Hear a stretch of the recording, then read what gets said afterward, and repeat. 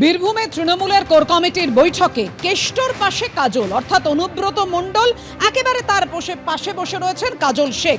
21শে জুলাইয়ের প্রচারে ঝাঁপানোর সিদ্ধান্ত কোর কমিটির বৈঠকে। বীরভূমের সব বিধানসভা কেন্দ্রে মিটিং মিছিলের নির্দেশ শীর্ষ নেতৃত্বের। এই কড়া বার্তার পরই কাটবে কেষ্ট কাজল দ্বন্দ্ব। কেষ্ট কাজলের দ্বন্দ্ব নেই, দলের নির্দেশেই সবাই চলছে। কোর কমিটির বৈঠকের পর এমনই মন্তব্য করেছেন আশিস বন্দ্যোপাধ্যায়। কিছুদিন আগে আপনাদের নিশ্চয়ই মনে থাকবে কলকাতায় কেষ্ট কাজলকে নিয়ে আলাদা বৈঠক করে শীর্ষ নেতৃত্ব।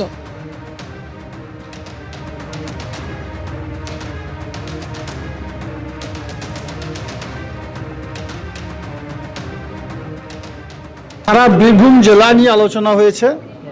যখন বীরভূম জেলা কোর কমিটি বসেছে এবং সকল সদস্যরা উপস্থিত ছিলেন এখানে, আর যেহেতু এগুলো দলের আভ্যন্তরীণ বিষয়, তাই সে বিষয় নিয়ে বহিঃপ্রকাশ করব না।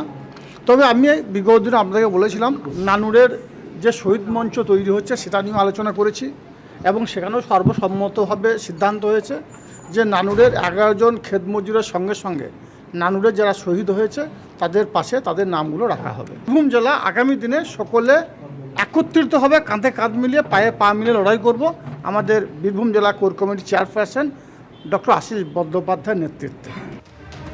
কিছুদিন আগেই 21শে জুলাইয়ের যে প্রস্তুতি বৈঠক, সেই বৈঠকে যোগ দিতে কলকাতা এসেছিলেন অনুব্রত মণ্ডল এবং কাজল শেখ, এবং সেই বৈঠকের পর তাদের সঙ্গে আলাদাভাবে বৈঠক করেছিল দলীয় নেতৃত্ব। আর যে বৈঠকে তাদেরকে একসঙ্গে চলার জন্য কড়া বার্তা দেওয়া হয়েছিল।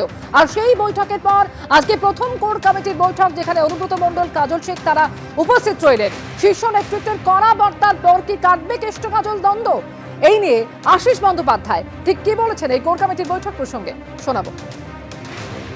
মূলত আমরা 21শে জুলাইয়ের জন্য অভিষেক বন্দ্যোপাধ্যায়, মমতা বন্দ্যোপাধ্যায় যে নির্দেশ দিয়েছেন সেই নির্দেশ মতন কাজ করতে বলে দিয়েছি, সবাইকে সংগঠিত করে নিয়ে যাওয়ার জন্য বলেছি। না, দ্বন্দ্ব নাই। আর ব্যাপার হচ্ছে যে আমি পরিষ্কার বলছি, দ্বন্দ্ব নাই।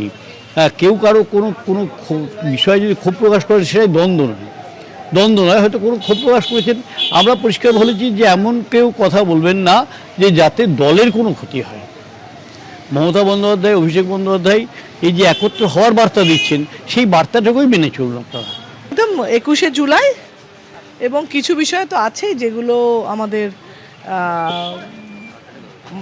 কর্মীদের কিছু আবেদন থাকে, সেগুলো আমাদের নিজস্ব আলোচনা, সেগুলো সময় নেক্সট কিছুতে আলোচনা হবে, যেখানে যেখানে পাঠানোর যে সেই সিদ্ধান্তগুলো নেওয়া হবে। বীরভূমে দলের কোর কমিটির যে বৈঠক হলো আজ, সেই বৈঠকে 21শে জুলাইয়ের প্রচারে ঝাঁপানোর সিদ্ধান্ত নেওয়া হয়েছে। বীরভূমের সমস্ত বিধানসভা কেন্দ্রে মিটিং এবং মিছিল করানোর নির্দেশ দেওয়া হয়েছে।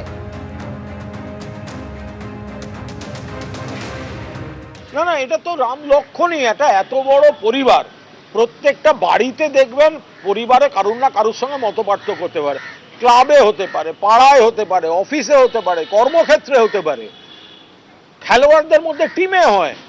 তো সেখানে কোনো ইস্যুতে যদি অনুব্রত মণ্ডল এবং কাজল শেখের কোনো বিষয়ে কোনো মতপার্থক্য থেকে থাকে, তো এইটাকে নিয়ে মাথা ঘামাবার কোনো কারণ নেই। তারা দুজনেই মমতা বন্দ্যোপাধ্যায়ের সৈনিক, আর তারা যখন তৃণমূলের হয়ে ময়দানে নামেন তখন বিরোধীরা ধুয়ে মুছে সাফ হয়ে যায়।